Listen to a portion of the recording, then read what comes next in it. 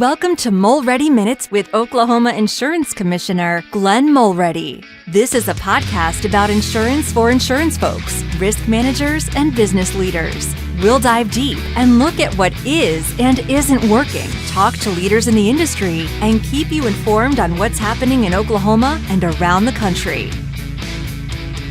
Welcome to another Mulready Minute. We are pleased today to have with us our new, still fairly new, Director for Oklahoma Emergency Management, and I will quickly read her bio so you know who she is.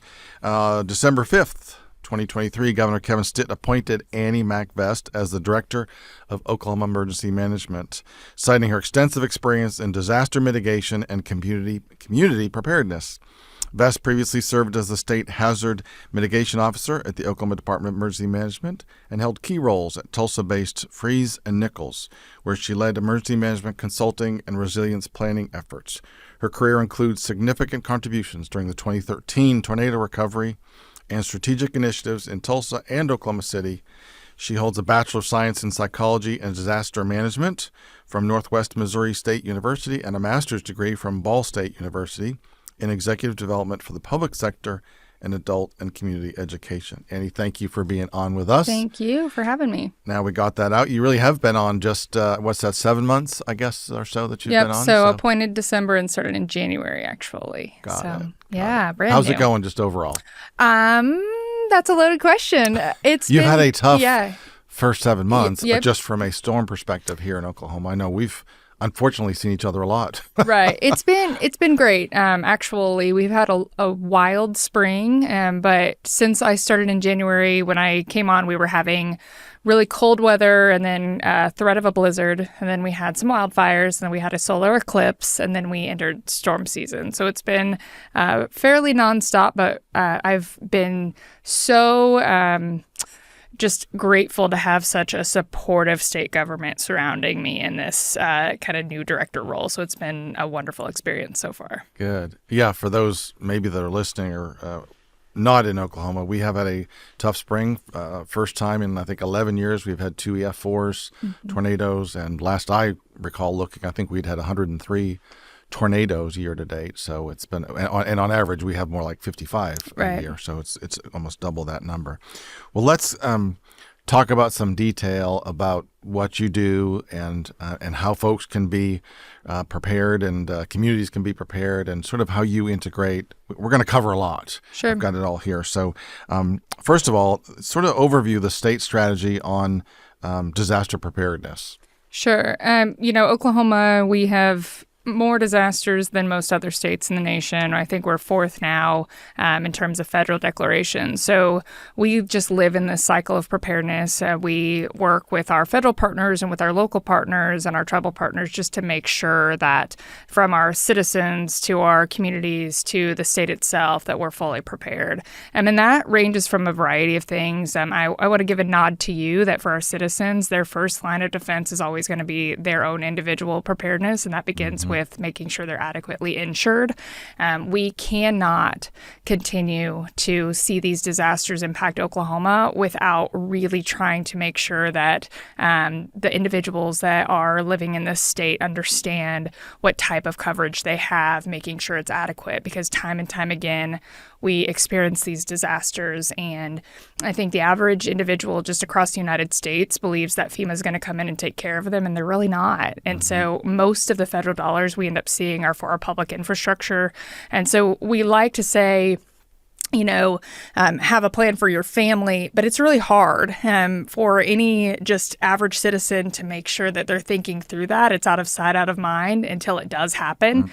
But most individuals understand that if they own a property, that they need to have insurance on that property. So I'm grateful for you and your team for continuing to be out there and help us message that, because we can only do so much. What we do make sure we can do is invest in our local communities. All disasters start local, so that preparedness starts at home. And then in those communities, we support the local communities and counties with making sure they have adequate funding for different preparedness activities, different resources that they might need to utilize during a disaster, and then just making sure that through our public affairs department that we're preparing some individual preparedness messaging that our local communities can consistently message out to citizens to make sure they are at least thinking about being prepared for the storm season. Yeah.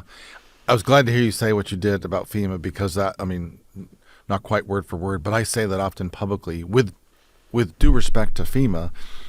Often what I will say is people think FEMA is going to ride in on a white horse and save the day. And indeed they do come in, and indeed they do help, but it can't take the place of having full insurance coverage. Right. When you take a look at what the average check from FEMA might be on a flood or some other disaster, it's nowhere near to take care of the full losses that take place Right. there. So one thing that I've thought of in readiness and preparedness is sort of from a warning system standpoint. Tell me, do you guys interact with that at all with the weather service or with our tornado siren system? Tell me about any of that interaction. Sure. We have a great relationship with the National Weather Service. So there's something called NWS Chat that all of our emergency managers are on, along with any... I need to get on that. You do. It's awesome. It's where I tend to get most of my information as things are occurring. But they'll let us know that a warning is maybe dropping, and then we'll see that warning actually happen in real time. But the Weather Service does a great job of putting out real-time warnings and those emergency alert system messages that go out. I think this spring in the Barnsdall tornado, it's my understanding there was 44 minutes of lead time on that tornado, and that's a great amount of time for warning. And we have seen other times in the state where sometimes it feels like tornadoes just pop out of the sky. I remember in 2017, a tornado that occurred in Tulsa in August. I don't think even a meteorologist was on the air. And so with warnings, we also want to make sure that our citizens understand that they have to have multiple methods, so they can't just rely on the Weather Service or the meteorologist to be right there putting real-time social media or information out there. They need to have multiple modes, either a weather radio, an app on their phone, but some other ways to receive that warning information. And then I want to give a nod to our meteorologists. We have some of the best in the nation that get on TV and let us know what's really going on. That's oftentimes how we're seeing what's actually occurring, and then we start to follow through on what types of damages are out there. We at the state have funding that we invest a lot into warning sirens in communities. There's not a tremendous amount of those funds, but we have invested in many of them over the years. And so we do also, for just the individual, want to make sure that they understand that those warning sirens are actually for outside use, not inside use as well. So that's something that we often hear is, I didn't hear the sirens. Well, yeah, you don't want that to be your number one way of warning. So yeah, that's to warn you when you're on the golf course. Right, exactly. Yes, exactly. Okay, I know that there's a lot of interaction with our county teams, and I know when I've been out with you and with other folks in emergency management over the years, a lot of close interaction, certainly when a storm hits or disaster hits. But tell me about that relationship and interaction prior to and then sort of post-disaster. Sure. We have some of the best local emergency managers in the nation. They've gone through the ringer, and we're fortunate to have them and have their experience and their expertise. So state statute actually requires that every county and every county and every municipality do have to have a designated emergency manager. It does allow for municipalities to go into an agreement with the county. And so it's a little bit of a mixed bag on what we see. Some county emergency managers represent the unincorporated area of the jurisdiction, and then have several smaller communities that have their own emergency management director. But we have a great relationship with them. In fact, today we've got the Association of Emergency Managers over at our office taking advantage of our facilities as well. And so we have great relationships with them, and we support them. Everything, like I mentioned, is locally driven, and so we really lean on them to tell us what they need, and then we try to help them by bringing in the resources to close any of those gaps that they have. Okay. So now I jokingly and maybe in poor taste joke that we've seen each other a lot this spring with the storms we've had, but walk me through that. Usually I'll come in a few days after a storm and often connect with you and meet some of the city leaders and just assure them that when they're having problems with their insurance claims, a week or 2 or 3 from them, that's when we really come into play. But you came into play a whole lot sooner than that, right after disaster hit. So walk us through what that looks like. Barnsdall, for example, we had a rough tornado there that, gosh, literally wiped out that community. Like you said, they had lots of warnings. So surprisingly, in looking at that damage, there weren't more deaths there. But walk me through, right after disaster, how OEM engages. Sure. And every community is very different in how we engage. We're going to engage a lot differently in a community that maybe doesn't have a dedicated emergency manager and needs a little bit more assistance in real time than one that has had multiple disasters, has several on their team. So again, it goes back to, in that preparedness mode, we really understand their capacity. And we have regional coordinators in 4 of the quadrants of the state and then 1 in the central area that understands the capacity of each of these areas. So when something happens, we can kind of gauge what types of assistance they might need. When Claremore hit, we knew that somebody in their office was not in the office during that event. And so we just called and said, do you need one of our staff to come in and support you? And they did. We also have incident management teams locally in the state that we deploy out across the United States. And we're fortunate to have them here with us so we can deploy to any impacted area.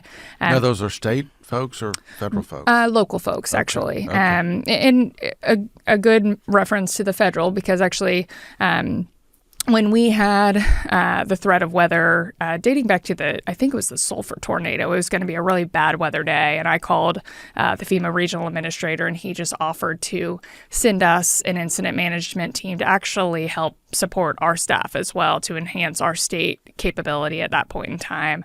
And so it really just depends on what the threat is, what the incident is.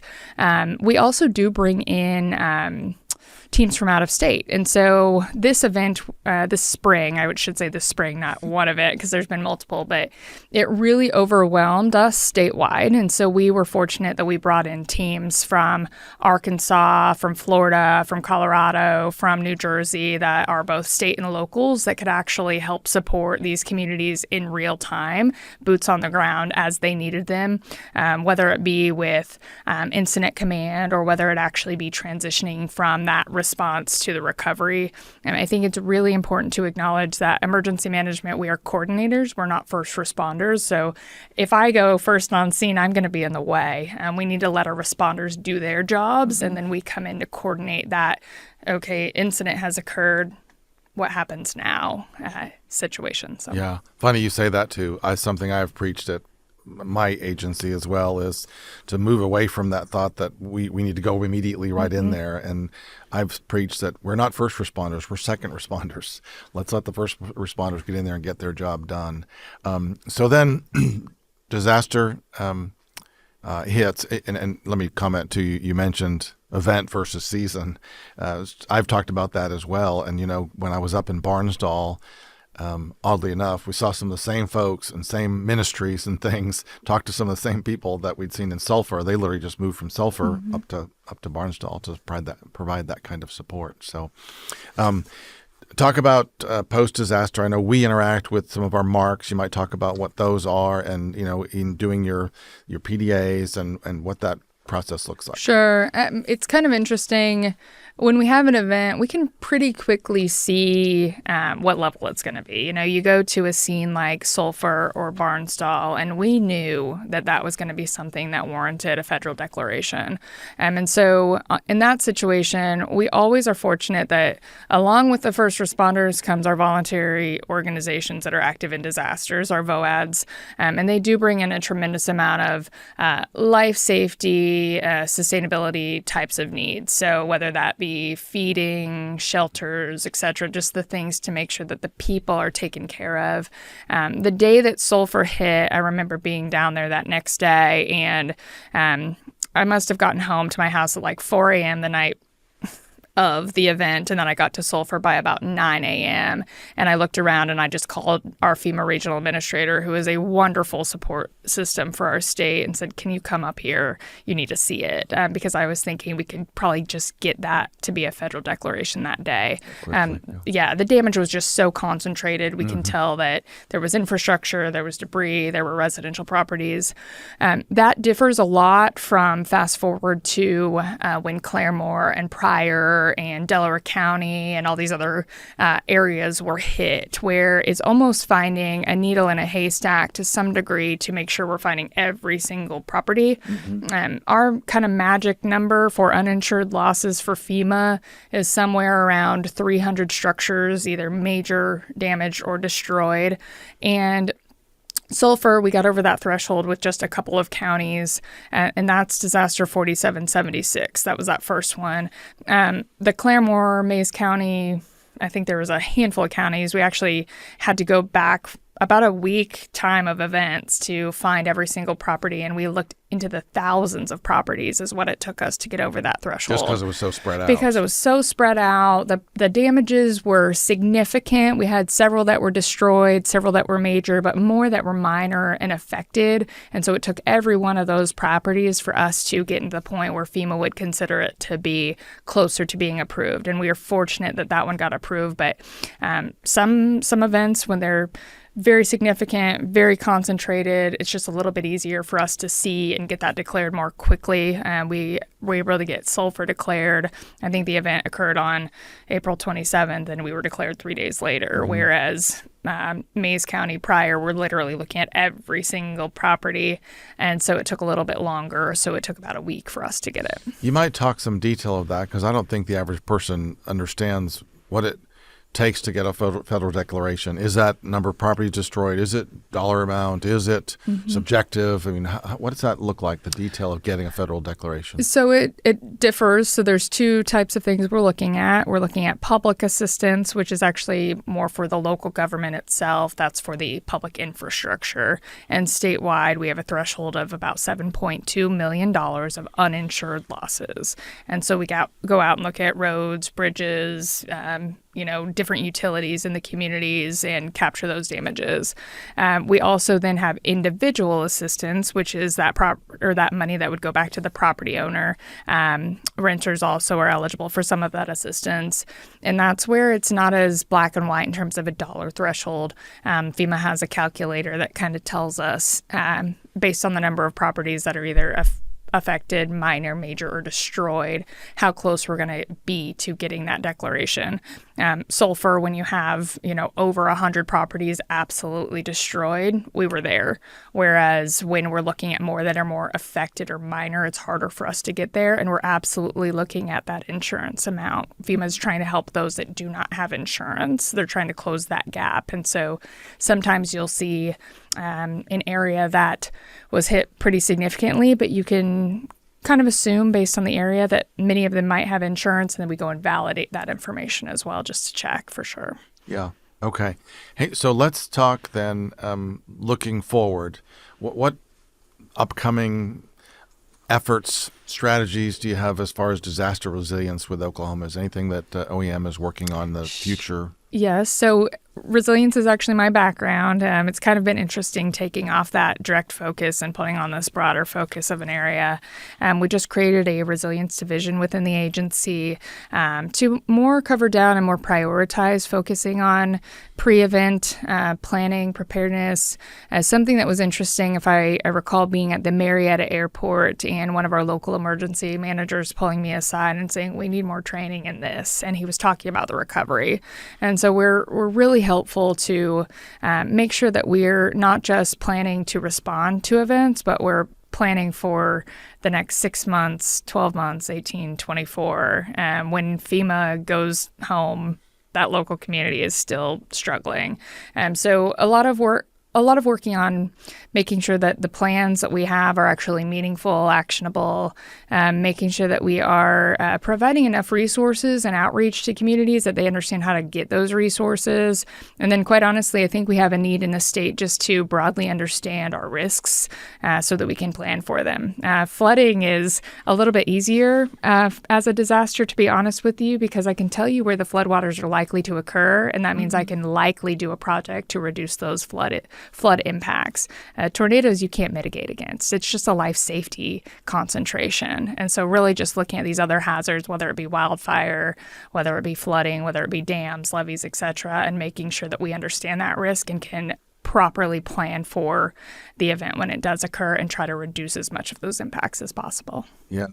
I had the privilege, you'll appreciate this, Annie, just a few weeks ago to testify at the U.S. Senate Budget Committee and talked a lot of my comments were around mitigation and resilience and what do we do about these convective storms that we're having and that are increasing and the disasters, nationwide, both wildfire and coastal storms and convective storms, and talked a lot about that. And in fact, at the very end, threw out just my own personal thought that I did rave about FEMA. In fact, mentioned Administrator Chris Well in our visit with her and tour when she was here in Sulphur.